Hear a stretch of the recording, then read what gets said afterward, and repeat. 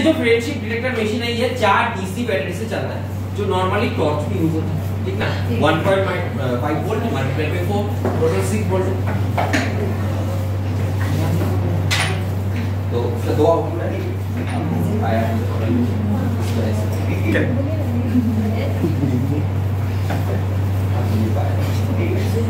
Video नहीं करना, ठीक है, फोटो खींच सकता है, वीडियो नहीं।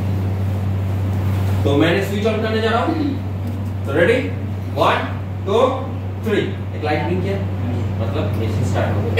जब भी म्यूजिक में क्या होता है, हाथ मिलाना या हैंडशेक करना, तो अब दोनों हाथ मिलाएंगे, ये दोनों का बॉडी से अभी एक करंट फ्लो हो, इसका नाम है डीसी का। तो ये मशीन रीड भी कर रहा है कितना परसेंट फ्रेंडशिप है ये दोनों के बीच में, तो सबको देखना है ना। तो मैंने स्विच ऑफ करने जा रहा हूँ, तो रेडी 1 2 3 क्या हुआ? हाथ नहीं छोड़ा है ये दोनों, मतलब ट्रू फ्रेंडशिप है, जोरदार तालियां बजाओ।